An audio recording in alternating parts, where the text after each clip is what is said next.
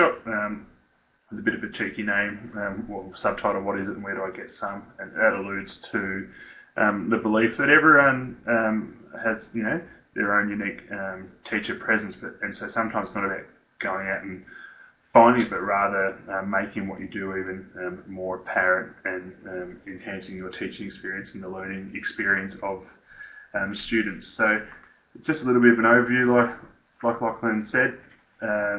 We'll go through a little bit of the background briefly. There's a large and significant theory base behind this notion of teacher presence, and it's included in quite a few seminal areas of theory and research in relation to education, and particularly online learning, which we'll just touch on those. Today is not meant to be a deep dive into the theory, and I know there's people who have a really strong understanding of that, but we just wanted to acknowledge that as an important part.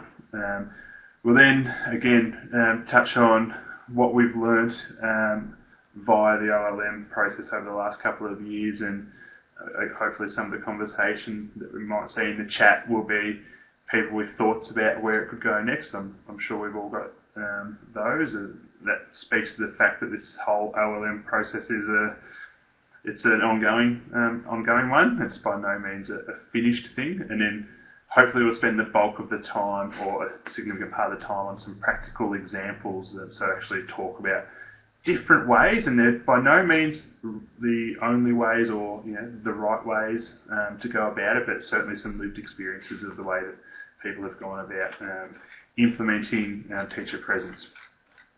So again, just to acknowledge, like we said, there is a theory base behind this idea of teacher presence and its inclusion in the OLM. So teacher presence is mentioned quite significantly through the community of inquiry model by Garrison and others, and conceptualised as design, facilitation and direction of cognitive and social processes, and it's about personally meaningful and educational worthwhile learning outcomes. It also, and I guess in a big influence on the OLM is the notion of theory of transactional distance, which more, as I've got there in that little sort of equation, if we can call learning that a kind of thing, talks about the sense of transactional distance is equal to the structure of the learning environment, the teacher's presence, and the learner's autonomy, and the different mixes of those impact on what we as teachers and educational designers, etc., need to provide within the learning context. I put that note there, that's my commentary, that's important in the CSU consideration, where we do have numbers of students who are first in family or online for the first time, etc., who may appreciate a really structured experience, particularly early on in their degrees. I'm generalising, of course, but just an important note for us to make. So yeah, to sum up, teacher presence, it's all the way through the literature in relation to learning and teaching and the role of the teacher, and particularly then again in distance and online, and as such it was included in the original OLM and has been maintained, and our understandings refined as we've learnt more about this in practice. Worth noting, of course, which I should have done perhaps on the first slide, was the notion that teacher presence happens in conjunction with the other elements of teaching and learning, and particularly as mentioned in the OLM. It has a relationship with resourcing and with the students and the way they interact with others and so forth. So, looking at what happened in the OLM, what we did, and some lessons there. What we know was the most deployed and adopted element of the OLM. It had the closest correlation to student satisfaction, and it was viewed by students as the most important factor. So the teacher's presence and the different ways that was actually portrayed was viewed by students as the most important. The most common tactics that were used were so how it actually looked in implementation, and again by no means a are the only way.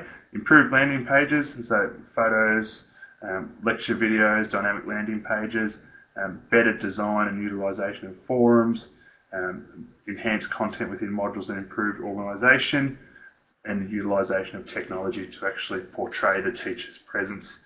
The most common ways, by no means the only ways, were recording, podcasts, video apps, Adobe Connect, and many, many others. Just to drill down a bit further on the student perceptions, again from the OLM, what we found, what students were saying about teachers and the presence. Students reported teachers having high levels of this teacher presence in online scenarios, and OLM perceived these teachers as being expert.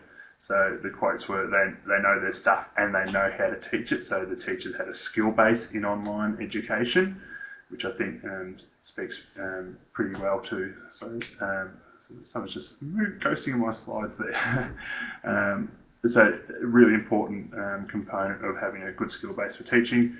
It was overt, so that you could see the teacher as being there, being available, whether that was synchronously or asynchronously, so answering discussion forums and so forth. The students had that awareness, and there was this notion of the teacher being alert, responsive and aware, and concerned for the person, not just the student. So again, that speaks to that sense of community, and there's of course other ways to build that, not just with the direct teacher presence. Again, a relationship between interaction between students and learning communities. I won't read all those 7 aspects there. This is from an earlier body of work that we presented in the OLM, but this notion of thinking about how you plan for teacher presence, and we like to say, well, let's think about the needs of the students first, but also yourself and also the content. One thing I think comes through in one of the examples later on from John Harper and his colleagues in botany is this notion of character allows you to convey more of yourself, and by doing so you can also make a space for students to do the same. So that, again, notion of a social presence by the teacher is quite important. And I also wanted to also draw attention to number 4 there, which was the teacher presence can provide additional context for the learners. So you can, in some ways, I know some of the work I've done with the team in social work, the social work degrees, was about being able to go behind the scenes and give their students a bit of an insight. So that notion of the teacher presence being an expert, but also guiding them through the discipline and making links to the profession. So that just one way that you might consider when you're thinking about, well, I really want to improve my teacher presence. Well, what are the different things you can think about to start that process? And these would certainly be one way you could go about that planning. Again, just dipping back to the OLM evaluations, PKS, what the students want to be aware of, or what are they saying? This online educator is passionate, knowledgeable and skilled. Obviously, those things look different in different contexts, but doing those things improves student confidence and makes them feel like they're in a good place and their learning needs are being met. I would just say again, to link back to the other one, it's choosing that third point there, choosing teacher presence tools in isolation without thinking about what the student needs will normally result in a few gains for students or the teacher. So it's not just about picking up one tool, and it's about thinking about, well, what are you using it for, why, what are you going to get out of that, and what are students going to get out of that as well. So that's a very brief overview of what was done, why we did it, and what some of the results were from the OLM. In answer to your question, Cass, yes, there's a quote there from one of the evaluation documents, which happy to find. The evaluation of what, like Lachlan said, the learning exchange, I can chase down that quote for you and put some context around that as well, Cass. Would be more than happy to do that. Okay, so exemplars, Lachlan, if you wanted to jump back on and we can talk through perhaps that first one if you would like. Thanks, Jed. I'm going to move the furniture around a little bit first just to clear up some of this very busy space we've got going on, so bear with me for just a moment.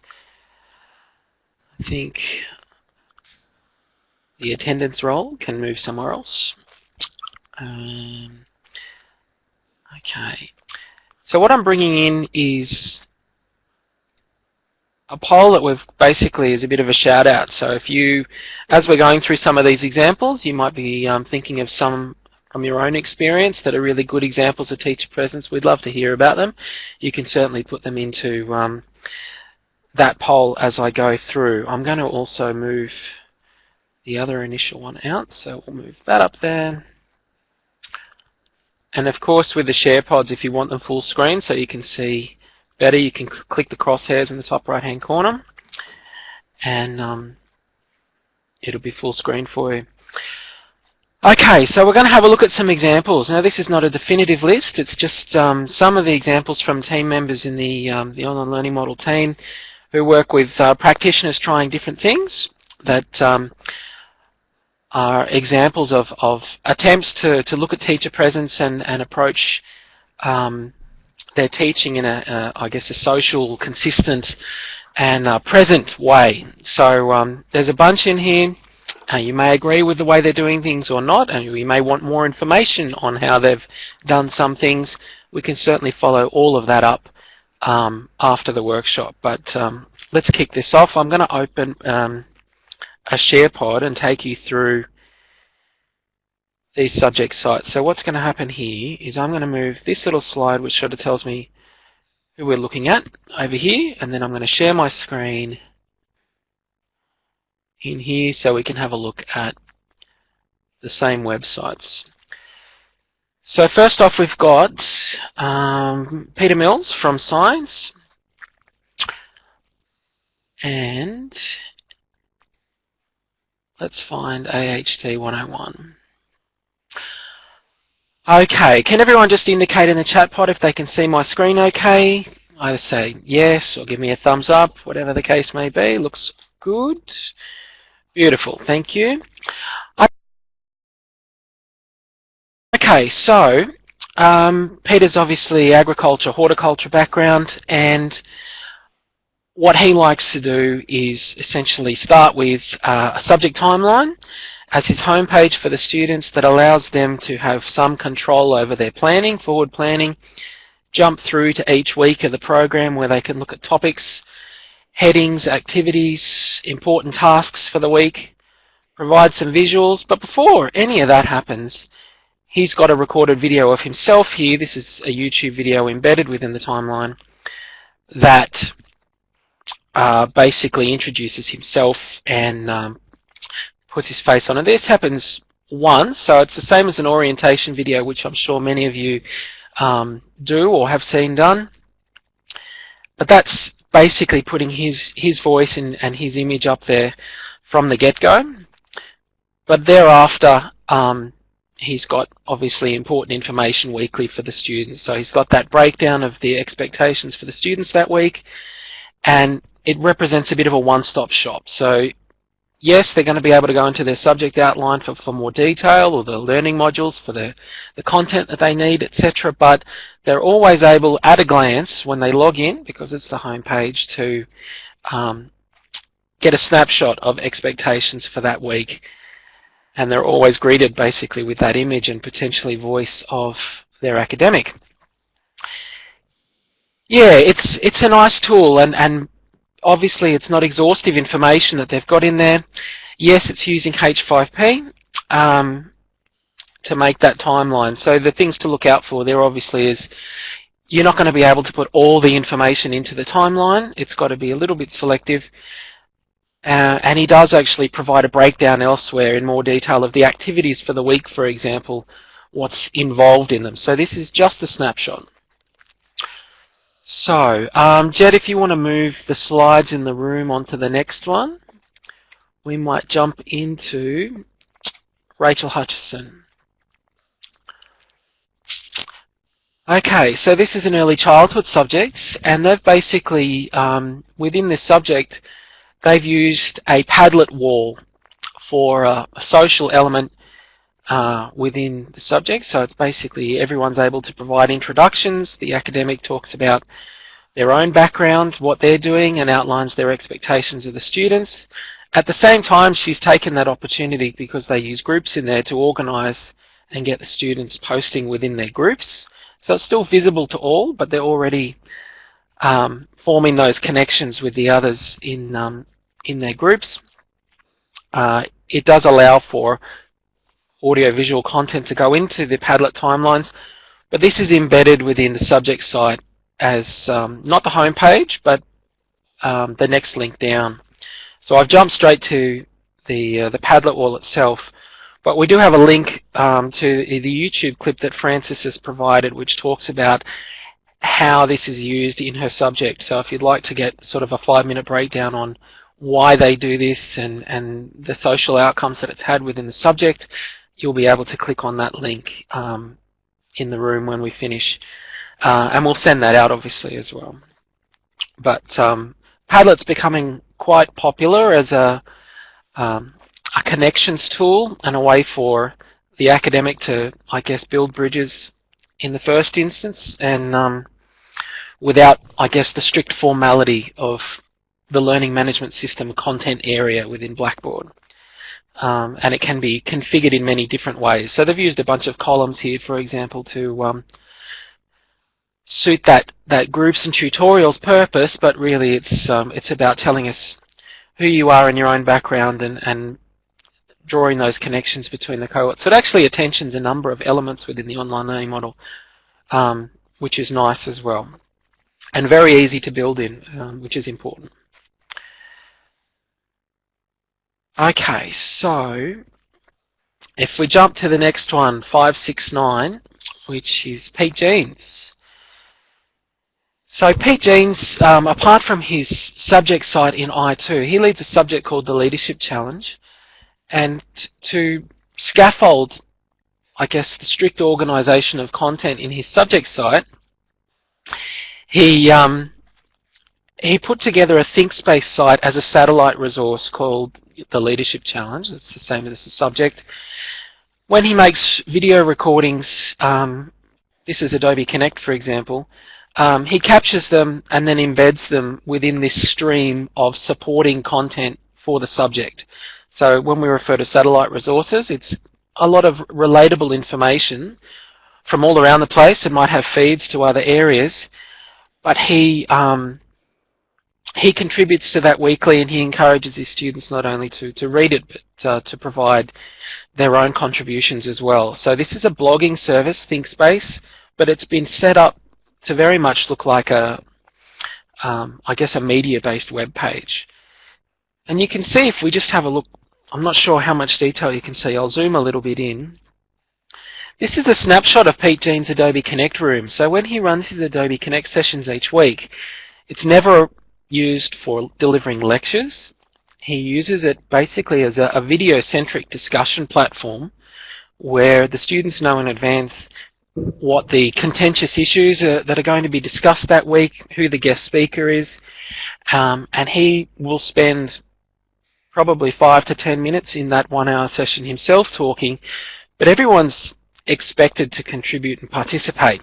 I know it's a little bit blue sky in a lot of sessions, but a lot of scenarios where people can't necessarily use the bandwidth required for the video usage, but it is an expectation in this subject that everyone's going to have their webcam on and is going to have their voice and that connection with the teacher there. In the top left is Pete, contributing to that forum.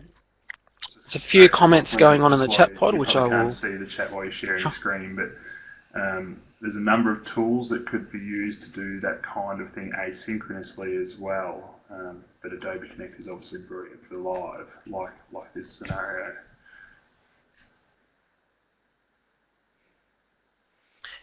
Yeah, thanks, Jed. And the comment about media content as well is quite apt, because Pete Jeans' background is in media. He's a journalist of 10, 15 years experience or something as well. So such a clear link with he what you're does. saying there and the quality of the presentation. And my comment earlier, well, I'm sorry I spoke over there just a second ago, but that notion of engendering confidence in students through good design links back to that notion of they feel like the person that's teaching them is skilled in the online delivery is a really important finding from the practices that we've been trialling in the OLM.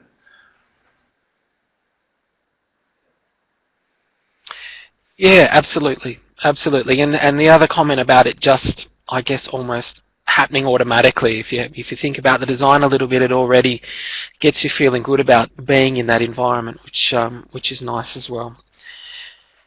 So that's Pete Jeans and the leadership challenge. So we might move on to the next one. If we want to move the slide along, Jed, in the room. This one, I think, that was discussion boards and Graham McLean. So I can stop sharing for a second. But what I loved about the way that Graham approached, particularly his use of discussion boards, and I'll sort of make this a bit bigger because you can't really see what we're getting at here. He provides a level of explicitness about how he expects the discussion boards to be used, which I found absolutely bang on the money. We have so many problems with discussion boards where we have these high expectations and potentially this nostalgia associated with how potentially we use them back in the day, to the huge mess that they can potentially become, or the desert wasteland of zero participation that happens quite often as well. But Graham basically starts out by identifying clearly with each of his forums what he expects them to be used for and what's appropriate in them. And although it's a little bit sort of authoritative, I quite like that, particularly when the expectation for certain forums was that it was going to be used for that purpose. And in other cases, he changed the settings in the forum so that where student participation in that forum was part of the expected activity, the settings allowed for that. And where it wasn't, where the expectation was that they were asking questions about particular assessments and they were replying to threads, the settings had also been configured to support that. I'm probably being a little bit vague there, but if you're interested in discussion board settings and how they can inform how they're used, we can absolutely follow that up for you. Yeah, we'll move right along and I'll go back to sharing my screen. Just one moment. Thanks, Jed. I'll leave you to configure that one. Okay, Kathy McGuinness. Midwifery. Same concept as what we were looking at a minute ago. In here we've got, firstly, netiquette rules, expectations about how this tool is going to be used, how the teacher is going to be active in this space. There's instruction in each of these. I know it felt because of the theme it sort of takes up a fair bit of space, but it also outlines very clearly what those expectations are. This is what I'm going to be doing, this is what I expect you to do. Clarity of expectation is a part of teacher presence that is really important and often overlooked. So you can be visual and heard, but sometimes just taking the time to provide a little bit of explicit instruction is really connected to positive teacher presence in that respect. Okay, moving right along, we've got one for Jed. Jeff, I'll stop sharing if you want to talk about this one, Jed. Screen as well. Okay, so I just wanted to talk about PSC 102 Botany, which is Jeff Burrows and John Harper and team, and just really wanted to highlight through the sharing of this one was there's a sense of character and engagement with students, which I actually was aware of the work of John in this subject before I even joined the OLM team, so he's been doing this for a long time. And if I was to work with Jeff and John in our team, we'd obviously have lots of discussions about the design, which but the main reason for sharing today was just to highlight a couple of things around the engagement and the commentary that this team provides these students. So the home, it's engaging, it's friendly, you can see who's teaching you. If we go to the weekly units, I use a dynamic landing page approach. If I just scroll down to week 5, there's a couple of little gems in here, which I'll just pause that, but then in one of the other units, I'll just scoot back here as well. So using podcasts and audio alongside stuff like, now, here we go, sorry, wrong week. So the photosynthesis, this has gone down in sort of folklore, the YouTube, which I won't play, but there's, well, you won't be able to hear it, but it's John singing a photosynthesis song for his students, and it is always really well received each time it goes up. But all the way through the unit, they use a whole heap of YouTubes, which they record, a heap of audios as well, all the way through to the discussion forum, where they're not learning is serious business, but also the tone of communication that this team uses is engaging and friendly, and recognises that the students sometimes need a bit of a scaffold or helping hand in terms of socialising.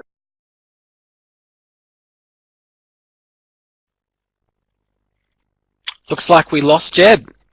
Okay, I'll just continue on. He's jumped out of the room. That's okay. I'll share my screen. We'll move on to the next example. So we're going to be looking at Kim Brown from the Centre for Law and Justice Studies. And Kim takes resource law.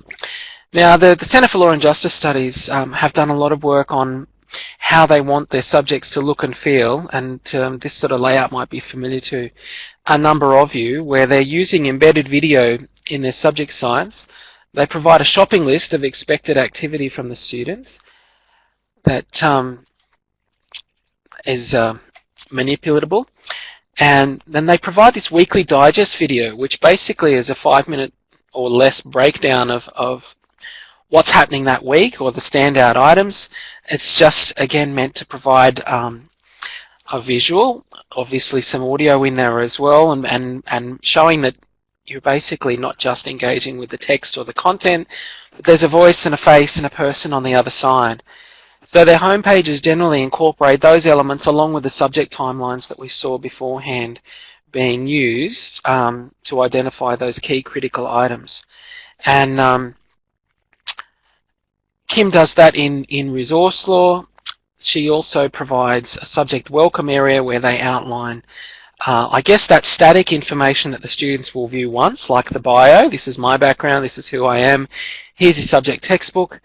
It's a high level of structure that they put into the subject, which then reinforces that presence, who it is on the other side, and then we get them in real life. So they also record their subject orientation in that space as well. So there's high use, particularly of the product CSU Replay. Good point, Jed. If you're in the room for more than 12 hours, it boots you out. Lesson learned. Really convenient, that was. We're just having a look now at resource law with Kim Brown. Right. And I was just also going to comment on the fact that in her learning modules, Kim provides, she creates a recorded lecture basically in sort of voiceover PowerPoint arrangement. You can see the high level of structure that goes into the content tree inside the learning module tool, and on top of the content she also records this quite professional looking PowerPoint to support the content within each module. So her approach to teacher presence is one that's about structure and consistency. That's the key message here. Whether or not you agree with each of the tools used or would do the same yourself or not, the message is basically her teacher presence is reinforced by the structure and consistency that the students in the subject know they will get week after week. It's a dynamic landing page, so the content's updated every week by the academic, and there's a new message and a new bridge building that happens in in that space. So as soon as the students log in, they get that connection week after week for 12 weeks in the session. So that's something that's quite consistent within the Centre for Law and Justice Studies.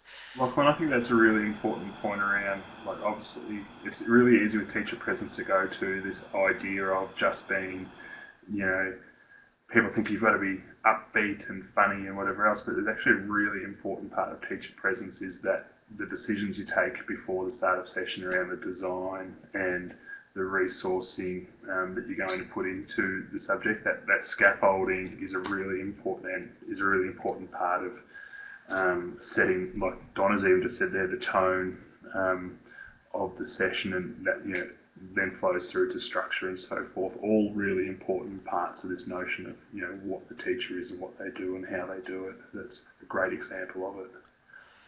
Absolutely, absolutely. Thanks, Donna, for that comment as well. I'm going to move on to the last exemplar that we've got for this session. I am aware of time. Jed, if you want to move those slides on, and I will have a look now at Kim Bailey.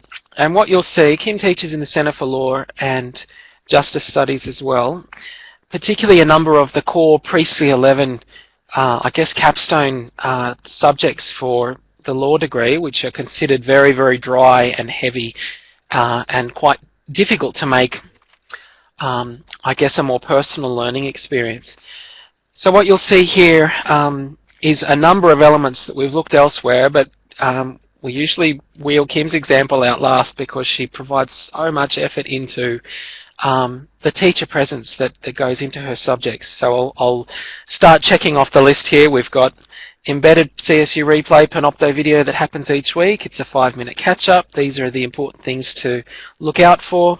Here's the shopping list for the students.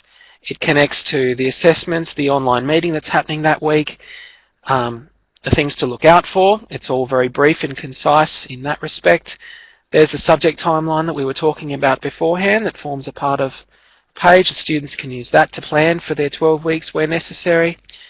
There's a high level of structure to the navigation bar that's built on the student expectation of what is important to them.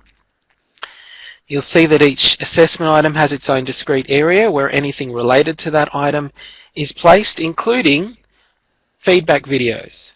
So when assessments are completed, Kim records, I guess, a summative video that basically collects her observations from everyone's attempt of the assessments. It is part of the assessment design that they use in this subject, that each assessment will inform the subsequent assessment in some way, and the feedback that she provides then is valuable for those next attempts, those next items. Providing feedback just on assessment intentionally is important, but it gains so much more value when it then informs subsequent assessment activity. It's not isolated or standalone. So Kim records that in CSU Replay. What we find apart, she's also got a subject welcome area that we discussed, who she is, the textbooks, her background. Then she starts talking about, I guess, the principles or a potential way of thinking for students as they work through the subject material, and why they're trying to get them to think like a lawyer as they're moving through the subject, and the tools that support that, how it's important, where it fits in the scheme of things. So you're starting to get a really holistic attitude towards the delivery of the subject. The principles that underpin it. She has an orientation video for the subject. It's 20 minutes long, and what you find is that it has elements of navigation as well built into it. Apart from the principles for learning, she talks about how the students should be working through the subject site. So I know that a lot of people take the time to record a video in Adobe Connect, for example, where they go through the interface, outlining expectation. And that's the same principle there. How you should work through this subject, what the expectations are in terms of time management, your planning each week. So we're getting into a level of detail in how Kim attentions the subject delivery, which you don't often see. When we go into the learning modules, you find that she's got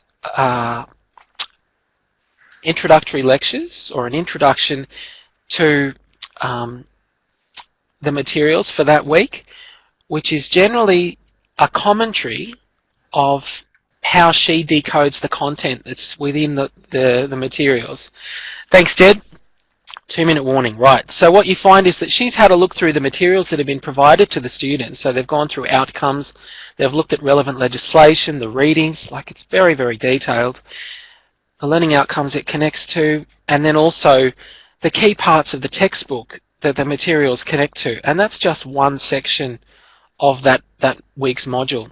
So she decodes that by providing a video of what she makes of that information. So helping to make meaning is how she approaches teacher presence, rather than explicit lecture. In terms of Adobe Connect, she runs her sessions as problem solving. So they learn a model of approaching law called IRAC. It's a problem solving methodology, and each of their live sessions is an exercise where they work through that model. Again, no lectures. So the lectures that they do, that the academics make in that school, are for there's no audience, basically. They're making the lectures with PowerPoint or voice over PowerPoint, and they put them with the learning materials.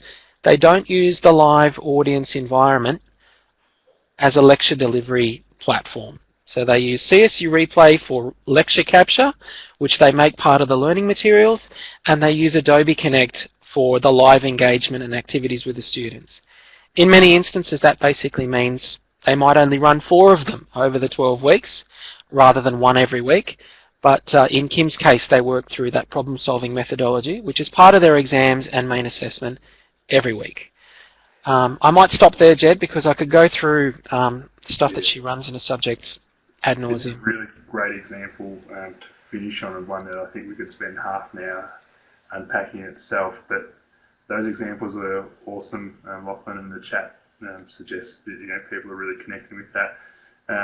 The key thoughts, because I know it's nearly coffee time for people and time to head off to other meetings and so forth, just to leave you with some key thoughts, and we're obviously more than happy to follow up on all these sorts of things where you could both probably talk about this stuff all day and love it. So good teacher presence can make the student experience so much richer, and the OLM evidence thus far suggests that we're on the money with that.